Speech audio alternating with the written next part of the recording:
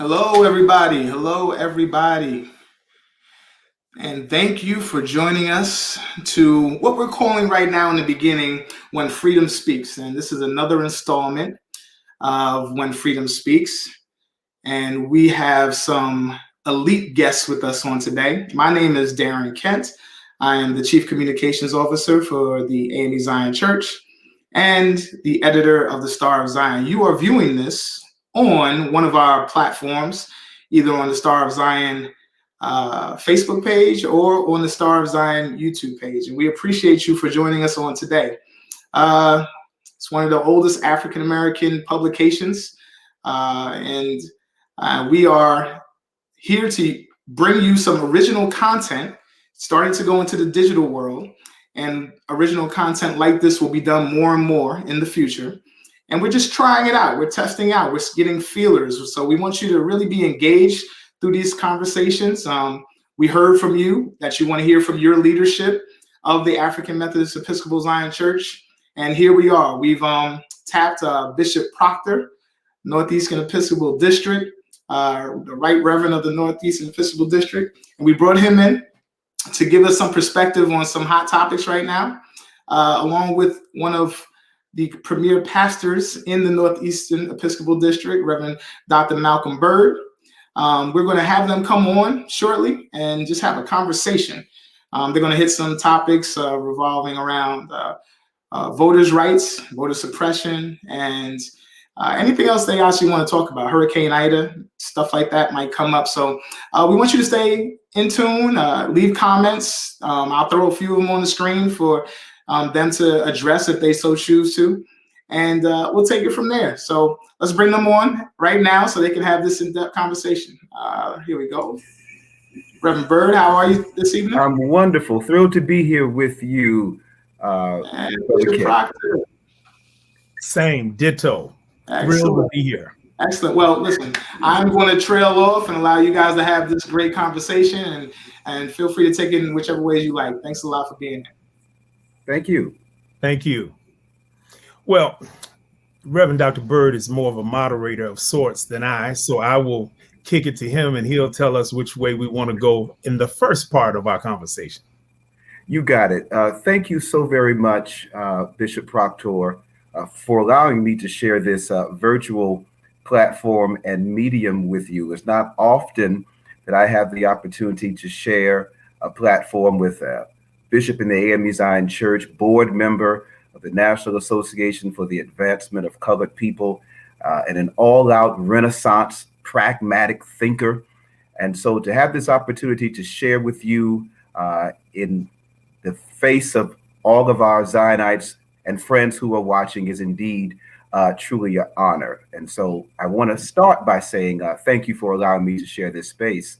And also to our Chief Communications Officer, Mr. Darren Kent, who thought that this would be a good way, a good step forward for our church to have these types of conversations on through this social virtual world.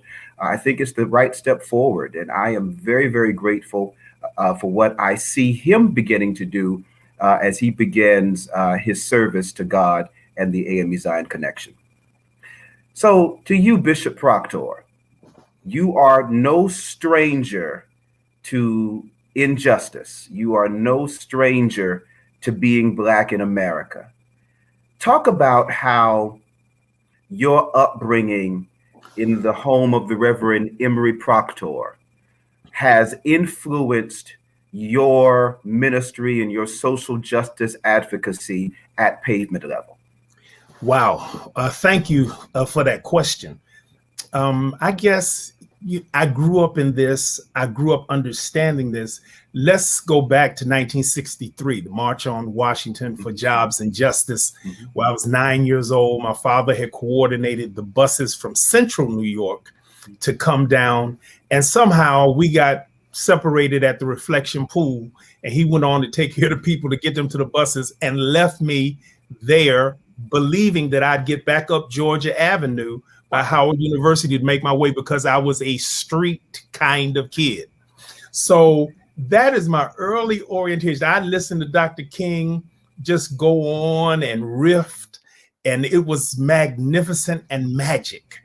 But then I saw all of the work that had been done prior to that in the churches, where we painted the signs, when the ladies would make the lunches, when we would go to the protests and they would say, children and women, you must get out. We're expecting some violence, so you have to go.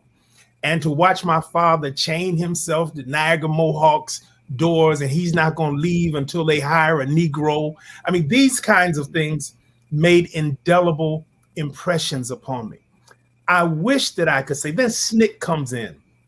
Well, we're the Student Nonviolent Coordinating Committee. We were singing and chanting down the street, but somehow it took a turn. So here comes Stokely Carmichael, here comes H. Rap, and now those of us who have a little more energy, a little less patience, decide that we're going to do this by, here's Malcolm, any means necessary. So I'm one of the persons, you say I'm pragmatic. I'm pragmatic in that I try to look at the total picture. I thank God for the nonviolent protests, the peaceful movement, but you can't forget the brothers and sisters who were, I shouldn't say this on the internet, but who were in the street arrested because they were less nonviolent. They were people who said, if you come at us, we will come back at you. And there were Molotov cocktails and activities. You had the teachings of Baraka and Karinga. And all of this was fusing together with the work of our church, because we're the freedom church. Right. We believe in salvation, education, but that third pillar of emancipation and liberation, sometimes we sleep on that. Right. But in order to have emancipation, you've got to have agitation. You've got to have information. And we kind of laid back, stopped working as hard at becoming intellectually crisp and using the internet and mimicking as opposed to being creative and initiating. So as I look now, I'm saying I was in 1963 March, you were in the March just last month. It's like a continuum. Right. We hand the baton, we pass the baton to the next generation, because somehow in our church, we are in our leadership hierarchy, we're older. Even the youngest of us is old. But the movement has always been spearheaded by young people. Look at King, Bond, Jackson, that whole Wyatt T. Look, they were young men. Now they had the wisdom of the older generation. A. Philip Randolph, who was one of the pillars of the movement, who would stand up and say, "We are tired of you Dixiecrats." I'm talking about Joe Strom Thurmond and all those guys. All that crowd. And today's Manchin and Sinema, those who feel that they have to have some sense of conversation, that we must be bipartisan, when there's nothing bipartisan about the opposite side of the fence, who try in every conceivable way to deny voter rights. When we talk about suppression and repression, and they've even confused it. I believe we've got a book out now, is Aubrey's book, who talks about Christians versus Christianity. And in that, the concept is we have so many who pretend or who contend that they are Christians. I'm talking now about this evangelical movement who embraced President Donald Trump wholeheartedly with all of his foolishness and machinations, and yet tried to put Bible verses and scriptural revelation that would sanction his craziness. It's important for us to understand that you cannot confuse whiteness with rightness. And right now, when I use the term whiteness, I'm not talking about color of skin only, because Larry Elder out in California shows us it's about consciousness. It's not about the color of your skin. And Jeremiah Wright used to say, everybody, your skin is not your kind, and they not your kin. And so we see this very clearly when he suggests that the slave owners need to get reparations because their property was taken from the Union Army and the United States government when slavery ended. Who has ever heard of anything so ridiculous? Right. That's why the Freedom Church must speak. We no longer can sit on the sideline and say, let somebody else do it. Yeah, we may not be able to fight as ferociously and vociferously as we did when we were young, but we must be there to encourage and to cheer and to inspire the next generation to make sure that we keep this movement going, or else what we've seen in some 19, now 30 some states with these Republican legislators, we're trying to have a minority of people dictate the actions for the majority of people. Oh, it's insidious what is going on. And so we have to be on the forefront. And that's why I'm happy to be with persons like you at that historic Mother Zion Church, who gives light and voice to what it is that we have to do. Bishop, thank you so very much. We can actually stop the conversation right there. Mr. Chief Communications Officer, we can cut it now. But you raise a very interesting point, and I think we shouldn't bypass it because it was golden. When you talked about how in the movement there were two distinctly different approaches regarding how liberation could happen. It could happen in a nonviolent manner or by any means necessary, as even Adam Clayton Powell Jr., who not far from here at Abyssinian Baptist Church, would say as he stood with Rat Brown and Stokely Carmichael and all those others. But there was also a difference of opinion within the AME Zion Church during that period as to how do you liberate our people. For the most part, our church preached nonviolence, but there were some religious leaders in the AME Zion Church. I'm thinking now about Bishop C. Eubank Tucker, who, while he presided over the South Mississippi Conference during his Episcopal address, he encouraged members of the AME Zion Church in that conference to take up arms, right, to defend their property against this onslaught of white violence and white supremacy, believing wholeheartedly it was their Christian duty to take up arms and to protect what God had given them. So the question now I have for you is not do we take up arms, but is there room within the current AME Zion Church for differences in opinions regarding how we address the fight for human liberation and dignity among our people? Can we be going in the same direction, but doing different things? Great question. Indeed, difference does not mean deficiency. And so therefore, we have to see that what you bring to the table, you bring from your perspective, your experiences. What I bring comes along with all of my experiences and perceptions, and we work together.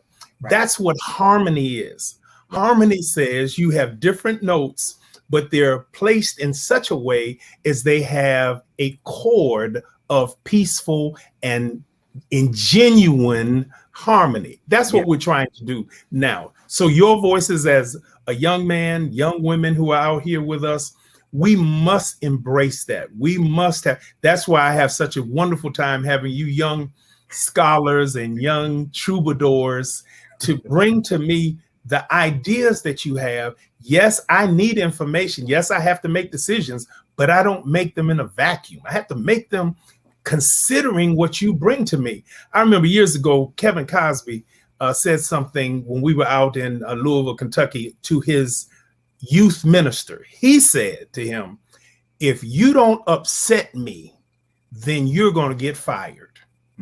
Because you have to have a time and a space and a thought process that is diametrically opposed to mine. So I want you to minister to those that you have been assigned to, and they don't think the way I think. I thought that was revolutionary. It was, but that is what Jesus came to do. Jesus did not come in conformity. Now, that doesn't mean that we have to live in anarchy, Right. But what it does mean is we have to be open to understand and explore. That's why our mind should be creative enough. And we have to have fertile. Spurgeon talks about putting everything into the garden. And when God wants to use it, he has flowers to pick.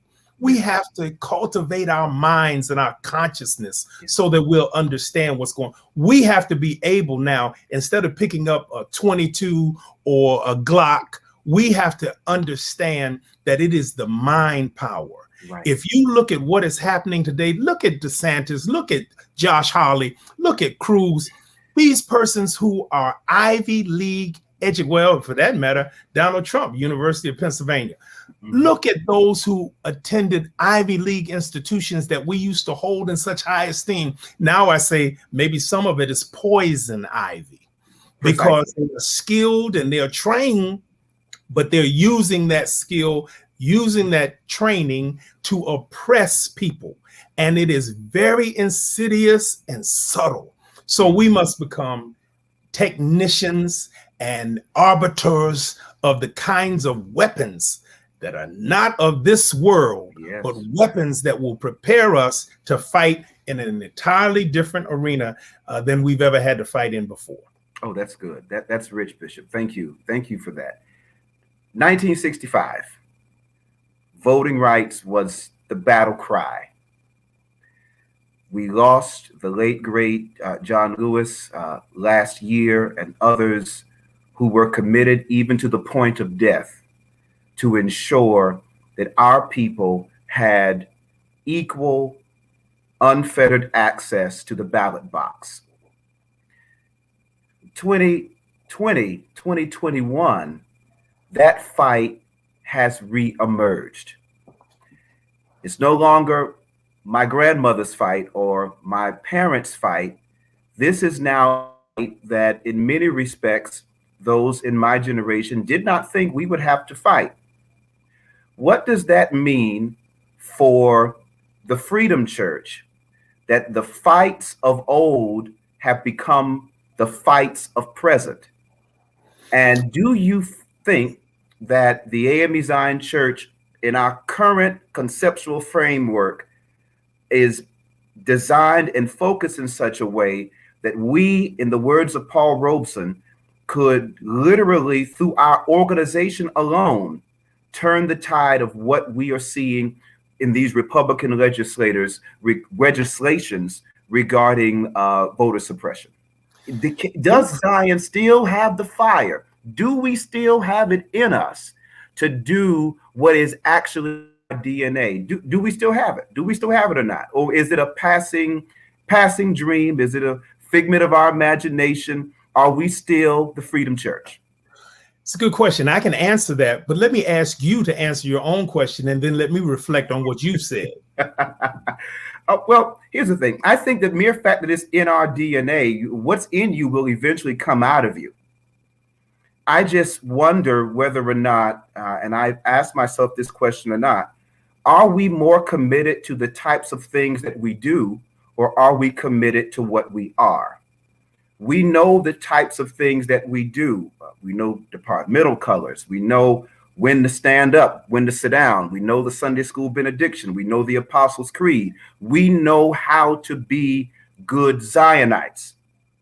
But when it comes to fighting the fight for human liberation and dignity and agitating the gravel of oppression in our community, at times it's easier for us, from what I have seen, it's easier for us to rest upon the laurels of those who fought in yesteryear, who fought very well in days of old, when our churches were used as meetings for the Montgomery Improvement Association, when our churches were stops on the Underground Railroad, persons needing shelter as they traveled further and further north and even had to make their way to Canada after the promulgation of the Fugitive Slave Act of 1855. The church was always in the mix when our people were marginalized and needed help and needed assistance. It was the AME Zion Church that did it. The challenge now, Bishop, is that in the words of James Cone, when he was talking to Tavis Smiley on the state of Black America some years ago. He said, if the Black church wants to survive, it must be willing to lose its life for the sake of its life. The question is, how much of our stuff are we willing to lose in order to get back to the ministry of Jesus, which is undoubtedly a ministry of liberation?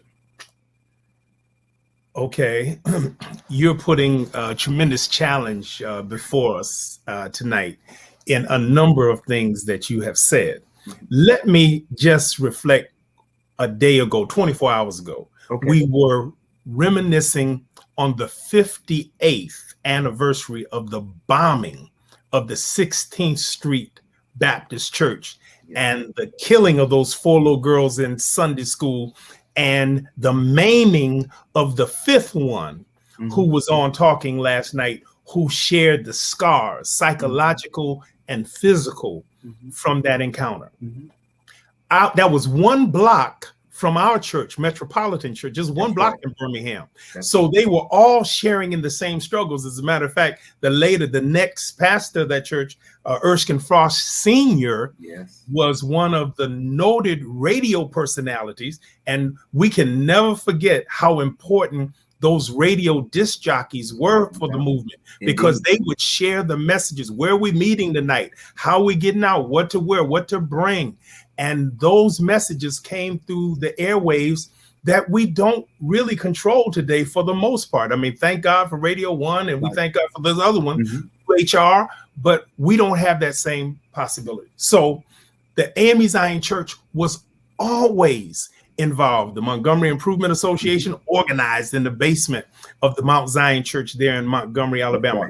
I'm privileged to have grown up in the parsonage of the People's AME Zion Church in Syracuse, New York. My father was pastoring, to always hear about Jerry Rescue and Jermaine Logan. The fact that here, Jermaine Logan, Pastor Logan, Reverend Logan, later Bishop Logan, organized the community to go down to the constable, the sheriff, and get this slave who had been captured and was going to be sent back into slavery under the fugitive. They went physically with Eubanks' concept, with weaponry. That's right. It released him, freed him from the custody of the sheriff, put him on the Underground Railroad, moved from Syracuse, then through Auburn, up through all the way to Buffalo, then over into Canada. That was a church being active, a church that understood we must do more than sit and theorize. Thank you, but politicize. But we have to get out here and mobilize our people. And that's why we must have young people with us, because the Bible says young men shall do this, old men, young women, old women, because we have different seasons for engagement. And now our engagement, however, has to be consistent, but we have to know what our role is, so that I see things from one perspective and realize how much I can do. But when I have come to the end of my cable, tow, rope, length, whatever, then I must be willing to stand there and say, come on, you can do this. You can make this, because we have set a pattern. We have done our work, and our work continues to move on. The Freedom Church, we have the formula. However, with every organization, over time, the hierarchy becomes more important than the mission. I hear you. And so when you're reading The Wretched of the Earth with Frantz Fanon, and he talks about the Lutheran proletariat, the people down on the ground, so often we have forgotten our ministry is that of Jesus. Jesus dealt with the common people. He was not seen. Every now and then he'd go to Zacchaeus's house. He would stop by Nicodemus's house. But basically, he was dealing, the Bible says, with the common people who heard him gladly. So we have to be concerned about. The late Samuel DeWitt Proctor, chairman of my doctoral committee, said, we must be amphibians. We must learn how to live in 2 environments. The amphibian can operate as well underwater as it can in the air. We must learn how to operate spiritually, But then we must have a keen observation and ear so that we can operate on this terrestrial ball, this earth realm, because the demons, you said it earlier, how are we still fighting the same fights? Right. Because demons don't die, neither do they get tired. Old folks said it better, devil's always busy. Well, they are always That's busy right. doing demonic things. So until they're cast, according to Revelation, and I do believe this, into a lake of fire and destroyed, we're going to always have a fight. But we must make sure that we're fighting with the right tools. You can no longer fight with a club or a slingshot or a zip gun. It is a different fight altogether. And we're seeing it every single day. I love that, Bishop. Thank you. Thank you for that. Thank you. That's golden. And for those of you who are watching, I'm not sure if you've been watching from the very beginning or if you just jumped on, but Bishop Dennis Vernon Proctor is dropping some nuggets on us this evening, and it's very helpful for all of us who are watching this. If you have any questions or comments on whatever platform in which you're watching, type those in, and should we have time at the end of our conversation, if we're able to do so. Now,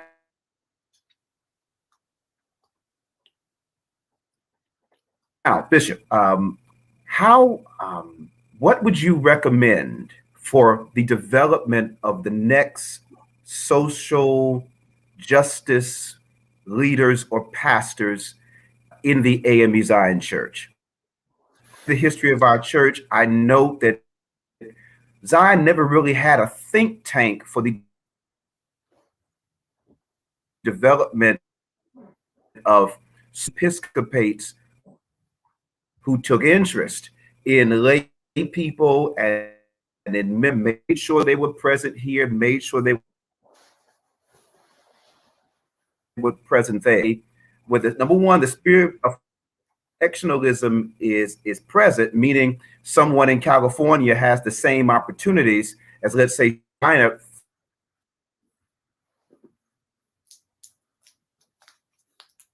to be able and can that be a vehicle that can help the AME Zion address voter suppression in these states where we have AME Zion congregations? Wow. Yes, absolutely. We must begin to equip the saints, religious terminology, for us to focus in on that which is most significant to us at this particular time. And we see it everywhere around us. We just have not always taken the initiative to make sure that we're preparing the next generation. I think it's Jake's has a book out now entitled Don't Drop the Mic. And I heard an interview that he was on. He said, our generals are dying, and the generals are dying, and we're passing this on to the next generation of tweeters. And it's interesting because we have given a lot of our theological thought, a lot of our sociological thought and interest in just little tweets. And if it's not on social media, it doesn't exist in many people's minds now. If you can't get so many likes, if you can't get so many followers, then you really are irrelevant. Well, our church has to understand, and I'm part of the hierarchy of the church now, that we have to begin listening to voices that we have previously ignored or eliminated. Case in point, Black Lives Matter. It's not started in the church. The movements that you've seen all summer long for the past year or so, even as we were shut in, these voices are not voices that coincide with our theological positions. LGBTQARSP, all of these new voices that are coming to the table, and they have legitimate passion, legitimate compassion, but we differ on our theological expressions or understanding. How do we work now with tables where we're not sitting at the first chair? Is it possible That's a word. for us to begin to listen to conversations of persons who are diametrically opposed to us in one point, but they are with us on a larger point? I believe it's Frederick Douglass, no permanent enemies, no permanent allies, just permanent interests, that we can begin to understand what our interests are. And for the AME Zion Church, since we were built on education, emancipation, can't leave out that salvation piece, but salvation is more than I'm going to heaven when I die.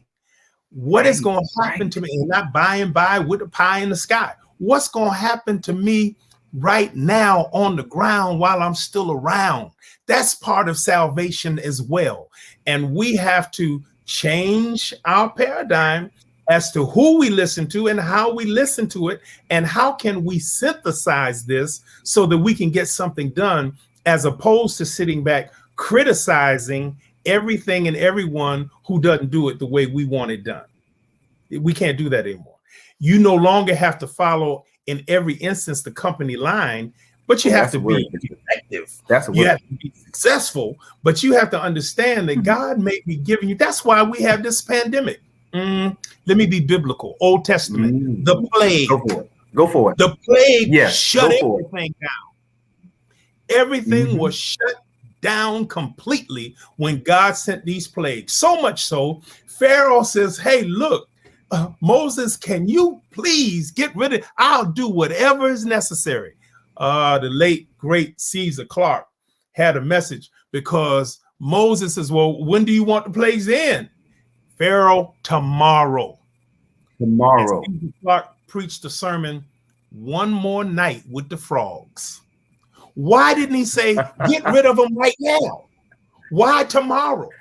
Well, see, we have to begin challenging our thinking and our doing, even our preachment. It's more than reveling us up, and nobody loves good preaching. You know, we talked about this any number of times, any number of years. Good preaching and inspiration more than I do. But after the inspiration moment, have we given enough information and stimulation for us to really do something? Look at some of our churches, our buildings. You're right here in the Northeast. There we have these mammoth cathedrals. And I thank God for the memory of the late, great Bishop Herbert Bell Shaw, who was a great ecumenical mind. And he received church buildings from the United Methodists, the Presbyterians, the Episcopalians for $1. We rushed in. We were so excited to have these mammoth structures. Well, we got the structures, but the people didn't come with it. And even though we may have had a good season, if you go to some of those same structures today, the ones that we have kept, many of them have just passed with the sands of time because we could not manage them. We have in the same situation today. We want to hold on to these iconic places in a conference, iconic places within a denomination, because we have such and such church, but such and such church does not have as many members as such and such church. And so therefore, we need to begin rethinking what we consider to be successful ministry, whether or not we are actually reaching and touching the masses, men and women of every birth. I'm doing too much talking, aren't I? Am I preaching? Okay. I didn't want to, but this is the reason we have not been able to walk in step consistently about anything and everything. And that's our challenge today. We are one people, and we all should really have on the same uniform. My mother used to come watch us play football, and she didn't know anything about football, offense, defense. I had to finally break it down to her. I said, Mom, you don't tackle people with your uniform on. So when you see us with the ball, you cheer for us to make it to the goal line. So then she got that. She was okay. Yeah, she knew what was happening then. Well, sometimes we forget that we're on the same team and we got the same uniform on, but we tackling each other because we're either jealous, we're insecure, whatever the reason is, we just can't celebrate one another as we ought to. But we have to start coming to the tables, sitting down and commiserating together, because our problems are the same. Yeah, you may be AME, you may be CME, you may be UMC. Our problems are, you may be apostolic, you may be fundamentalist, fire baptized, primitive Baptist, you may be whatever, but our issues are the same. And we have to come on and sit down and see where we have, what we have in common and where we're going in common in order to get there together.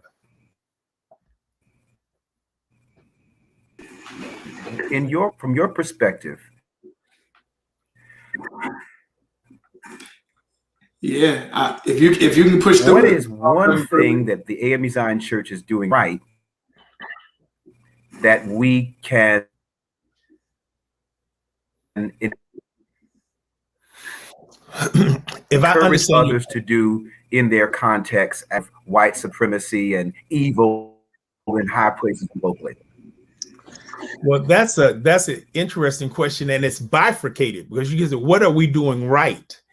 I would start at a very organic level with that. I think the AME Zion Church, and you are familiar with this, we were known at our conventions, our conferences, for the lobby activity. We were always connected. If the hotel didn't have a lobby for us to come, nope, they can't be considered, because we were always trying to stay connected. It is that connection that gives us the strength to then share ideas and be motivated and appreciate one another's perspective. So that's the first part of it. The second part that you say, well, what can we do in order to combat? It begins with education, that we begin educating ourselves on what the issues really are. It is mobilization, that we begin voting, not just because Barack Obama or Kamala Harris is on the ticket. No, you see now the value of the governor, the Secretary of State in Georgia, the local commissioners. All of this means a great deal. We have to begin educating our people on things that we have taken for granted. The former generation understood this. They didn't instill it within us. So we felt that by having a college degree, getting a good job, or starting a business, that was going to be sufficient, because we were going to be successful in this journey that we call life. We were able to get some creature comforts. The success quotient is yet questionable. And so we have to begin a better job in what they call deconstructing, reverse engineering of what it is that really makes us successful. How can we do this? And the AME Zion Church has been good at getting the nucleus together, but somewhere along the line, it just falls apart. So we have people in your generation who are exacerbating what we saw in my generation with, I'm going to get mine, you got yours to get. I want to have the next promotion instead of creating the next promotion. So we're angling to get to the same place instead of creating something great that everybody else will want to come to. Yeah, Bishop, this is amazing. Let me start there. I'm nowhere near the intellect as do you create Dr. Byrd. However, my internet is a little bit better right whatever now. that promotion is. You know, so that's been a conversation for some time. And I think I'm having some difficulty Wi-Fi. Yeah, he is. But I'm gonna put him in the waiting room for a hot second. I'm gonna put him in the waiting room for a hot second because he's still going and he can't keep up with us. We do have a question from online. Okay. I'm gonna put it on the screen. It's from Pastor Lewis. Bishop, you mentioned our cathedrals and edifices that may be emptying out, decaying. What are your thoughts on our annual conferences being vehicles for economic development for these buildings that we can no longer maintain? Well, economics is critical in our understanding of theological import, meaning that if you don't have finance, it's like one of my friends, I think Freddie said years ago, romance without finance is a nuisance. So many of us have romance toward our church building edifice. We can't wait to get back in. Well, why? Because we just want to be there, and it's going to mean something. And it does mean that to some people, but to others, it has become idolatry. Does the church need to have an economic base? Absolutely. If you were at the last Christian education convention when we had Dr. Gadet and Buster Soares, Dr. DeForest Soares, to make economic presentations on grants, on businesses, because that's what our churches have to have. He has a D-Free movement. She has a grantmanship organization and foundation scholarships. It's important for us to see that we have to, but we can't just be parasites. We can't be parasitical, just taking. We must learn to receive, and then equally as important that we give and then share for that next generation to come around. So yes, John Wesley wanted us to have an annual conference for us to give an account of our stewardship, but that stewardship means more than how many members, how many souls, how many conversions. It also means, what have you done to preserve and promote the institution that is going to help other people see Christ in heaven and on earth? Bishop, this is amazing. Speaking to the new role that I've been elected to, I'm just trying to, first of all, understand layout, like begin to see all that's available, understand resources and things of that nature, and then to put some sort of flow chart together where it all makes sense and is cohesive so we can move forward. How would you say we should do that across our denomination? Like what would be the flow chart? What would be the kind of disseminating message that we should begin here, start here? And I'm talking practical, because we get theological all the time, we get visionary all the time. But if you can get down to the nitty gritty to educate some of these people, some of these leaders, somebody that's trying to then become a leader. How do I become a leader at a certain level? How do I get there? And how do I maintain that in order to begin to, lead at a certain quality and integrity? What are those practical things, those nuggets that you can then impose upon us on tonight? Okay, those are heavy Socratic kinds of questions. There's nothing simple about the question, and you can't break it down into chicken I'm asking nuggets. for me. I need it. But it's really for us to take the time, as Malcolm was saying earlier, to and something that we were doing with the Leaders Sabbath and the various ministries that we had to go away and spend time dissecting where we are and what's most important with our mission. What is our mission? Everybody can't do the same thing. We're not equipped. There's some people that want to do what our largest churches can do, and you're over here struggling to get 3 people in. I'll give you something I heard yesterday and the day before that is blowing my mind. When I looked at the top 25 gospel songs or religious songs that are on the charts now, and it's by none other than Kanye West. Wow. Kanye, the ultimate contradiction. Right. Really.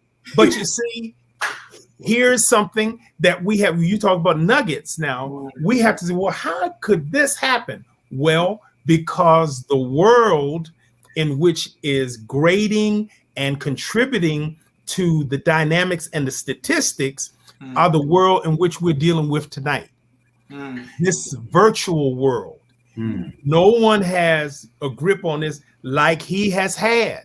And so when he was going to all the churches, and I'm not questioning whether or not he has a real religious experience or whatever, I know he needs a pastor, like all of us need a pastor, someone to guide us. Isn't that what the eunuch said, the Ethiopian eunuch? How can I know unless someone tells me? He needs to have that same kind. But he's able to take that music. It has proliferated the landscape. And now you have the traditional gospelists and others are saying, hey, how's he coming in taking over our? Well, what made this ours? So we have to go back, DK, to really deal with what you're saying and say, where are we now and what should we be doing? I think it begins with us identifying what can we best do as a denomination, as we call it, connection, but as a denomination, what can we best do? Can we begin organizing the communities where we are? Because most of us don't live in the community where our church is. That's a word. That's true. Word. That's Very true. We have to drive That's right. to get back to our church, and we go there and we do what we need to do, and then it's up and out again. Right. So is it that we want ministry for our community where we abide and worship? Or do we want ministry in the burbs? Do we need to change our focus altogether? So it's about taking time to sit down and determine at the Board of Bishops, at our retreats. We have been trying to focus in, prior to this last general conference, focus in on what is it we want to really do together as a denomination. What can we do? And that requires communication, but here's another thing, it's hard now, relationship. Wow. Do I trust the person I'm talking to? That's Does real. the person that's listening to me trust me? That's You see, and without that, everything is a facade. Right. We deal with the superficial and not the essential. That's So it's years ago, Bishop Starnes invited someone to do a seminar for us, and Owen, his name was Owen something, but he came and called what was known as a solemn assembly for us to really take time. And when he was in the midst of presenting to us, he said, I can't present to you. You all aren't ready. Now, this is what he said, little white man and all the black multitude. Y'all not ready for a solemn assembly. You're not even taking this serious. I'm out. I'm out of here. Wow. What? We stood, what? Did he just say this? We didn't understand he was so right. We weren't. We were playing the part. And some of you will remember this, that those who sit where I sit now came forth with a statement. We want to confess our sins, the 7 deadly sins. Avarice, greed, just going by rote and not understanding the power of that moment for us to really have a level of transparency and honesty and vulnerability. And it's hard to be vulnerable with people who really have knives in one hand, and they're not violent people, but they just don't have your best interest. So you put up these walls, and so the walls, God has torn them down with this pandemic. Now, how will we reemerge? And your question goes to, what are our baby steps? I don't want to offer the baby steps until we've taken time to understand which direction we need to go. Because there's a difference since I've served in Alabama and Florida, since I'm a native New Yorker, since I was out on the West Coast with my wife, we shared out there in ministry. So there are differences, and the focus is different. There's a young man out there, Coloma in University Park out in Palo Alto, doing a kind of digital ministry to Google and Yahoo and all of this. He's in a spot. Most of us don't know how to do that kind of ministry. And so therefore we want to shun that. But if we want to reach this crew that Kanye has hit and so many others are watching, then we need to understand how to move out of our traditional mindset and be willing to start hearing from people like yourself who will say, this is what I want. This is what I need. And if we do that, then we can start getting the nuggets that we all can eat from, because we all need the same nourishment. That's good. That's real. That's yeah. real. Before you ask another question, Dr. Byrd, anybody watching on today, we appreciate you for tuning in to this programming. We're going to start doing more original content just like this from the Star of Zion. We ask that you please jot your questions down, your comments. Right now, we'll try to get them on the screen. We have another maybe 8 or so minutes left within this programming. So jot them down and we'll get them on the screen. But go right ahead, Dr. Byrd. No, I'll wait for the question, because the last thing I want to ask the bishop a final question, but that'll be after all the other questions have been raised. And again, I'm so very sorry about my internet. The bishop just talked about how Reverend Coloma Smith is out with all the tech contacts that he has. Coloma, get somebody to help me with this internet in Harlem. Do that for me. Well, but now, Reverend Byrd, in all fairness to you, you have, and we have in the Northeastern Episcopal District, suffered because of Hurricane Ida to a tremendous extent. Some of the books and the valuable things that were lost in the basement of your residence, as well as the basement of our church through the flooding, we've had it throughout. And DK, maybe you'll let me give you or send it to you the addresses and names of those pastors. I think it's Keith Tillich over in New Jersey, and I think it's Isidore Branch Jr. on Long Island that will do it for the New York conference, and to make sure that we are helping before the insurance companies finally figure out what they want to do. Yes, and it's so important for us to understand that we're in this thing now. So, Reverend Byrd, part of your problem may be because of the underground cabling that is being interfered with by the water that is still in the area. Okay. Bishop, you always save me, always, and I appreciate it. That's what we're going to call it. We're going to call it damage in the basement. We'll call it that. Absolutely. But you just touched on something. You just touched on something. Black people have always been susceptible to the effects of flooding. We as a people have had to domicile in low-lying areas, flood plains, because high ground was too costly and typically reserved for people of means and people who had the right complexion to secure the collection. How have we as a people historically been able to navigate through the floods of life?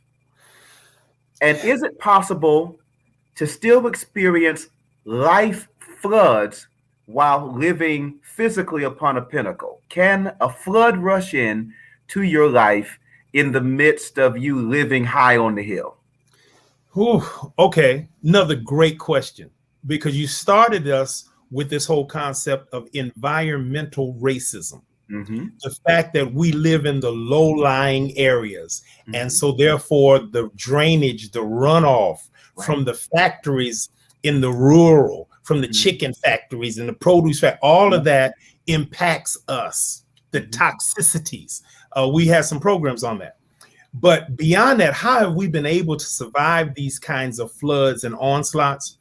Because God has given what Howard Thurman called the invisible tools of the spirit. Oh, yes. Invisible tools. And we've been able to take what we have and create what we need. Let me give you a simple example.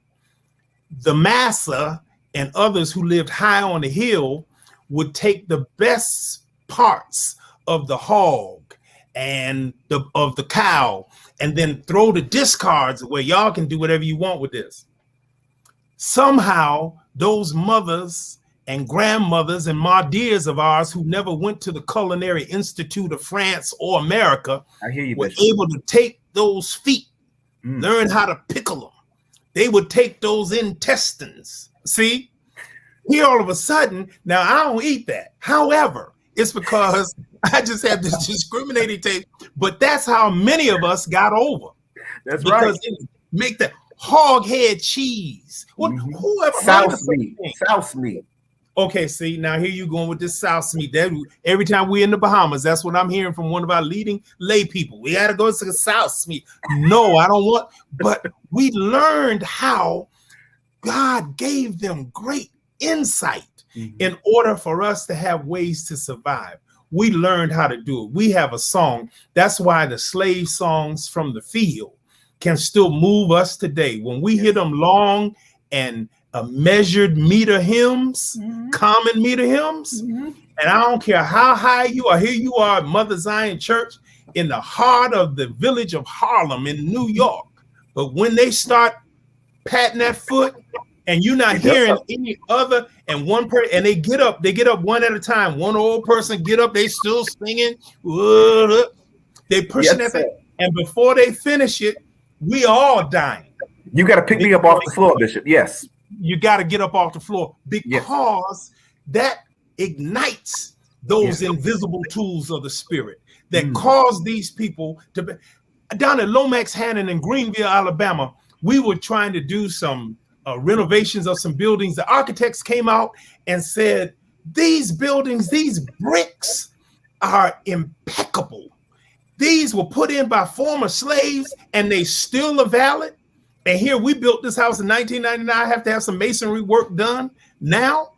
But the slaves and those who came out of slavery put things together that would last, like the pyramids, the sons and daughters of Egypt and the Mesopotamia.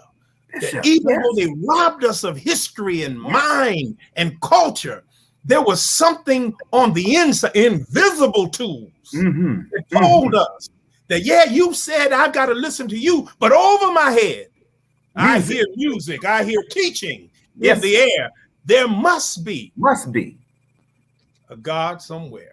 And that God is the one who gives us the strategies for making it through the onslaughts and the floods that you say of life that are inevitable for us.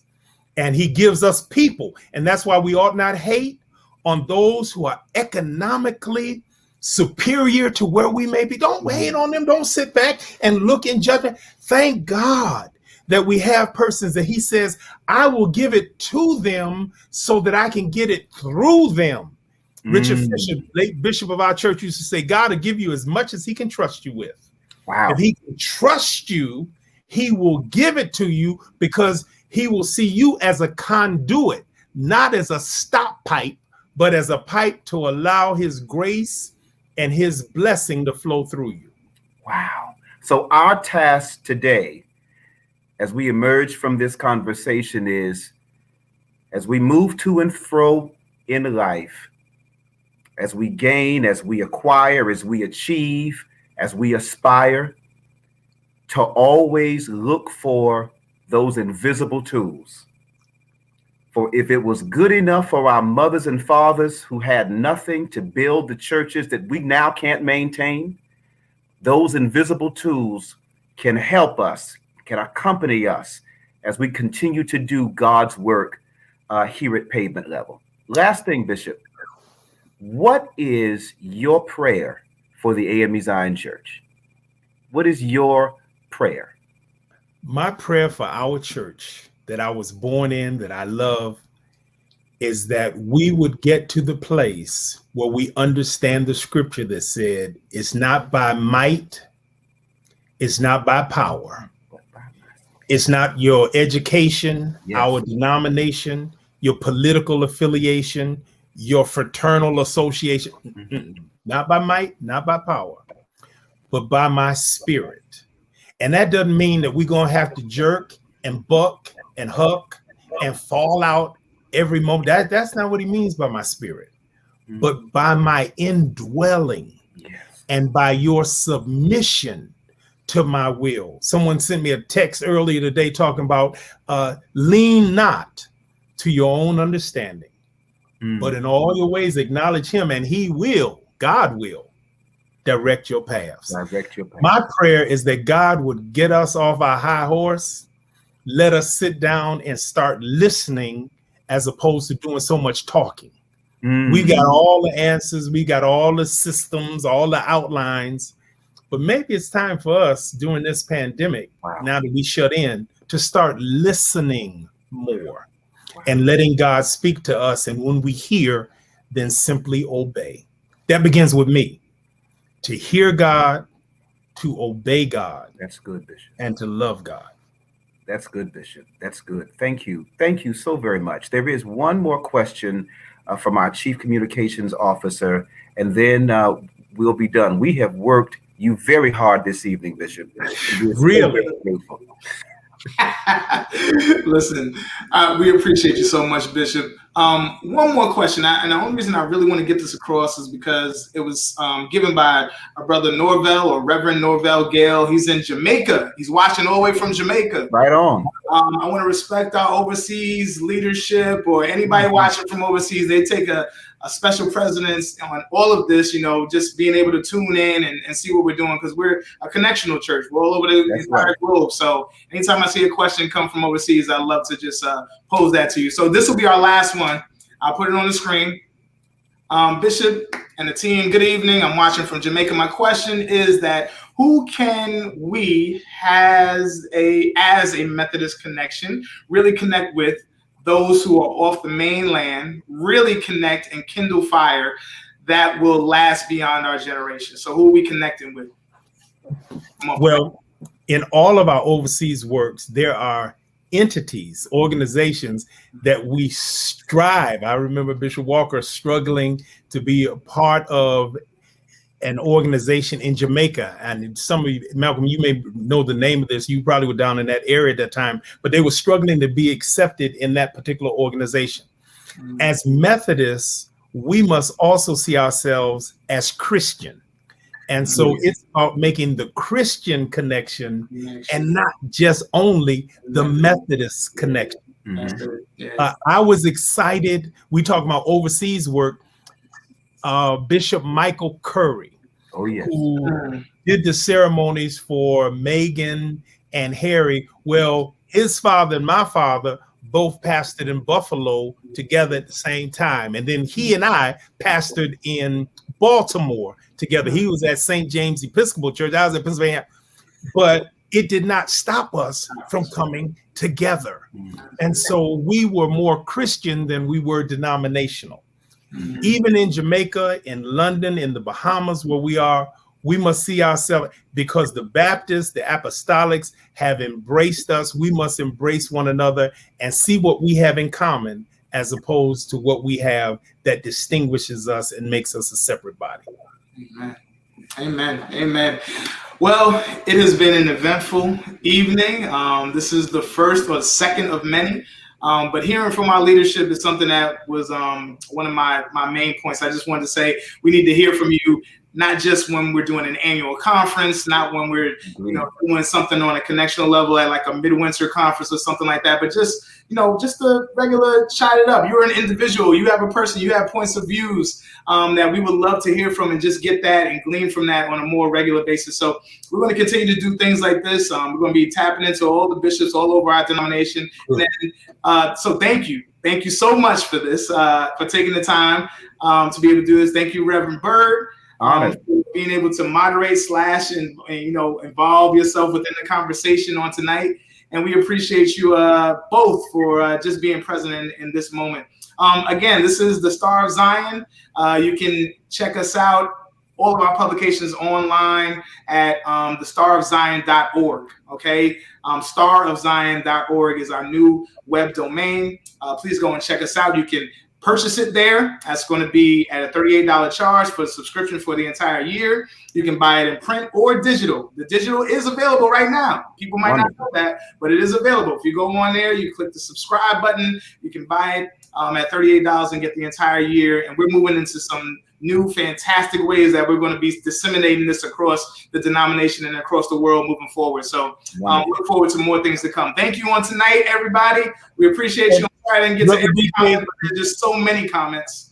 Let me share with you, as we make our way out, the aged and the ancient of us. You've done a marvelous job in bringing this to fore. Old folk would say, God is going to give you power to hold out like you start out. You have started a good work, Philippians 1:6. God will empower you to perform it unto the day of Jesus Christ. Amen. Thank you. That speaks volumes. I appreciate it. God bless you all. All right. Have a great night, everybody. God bless you all. Everybody.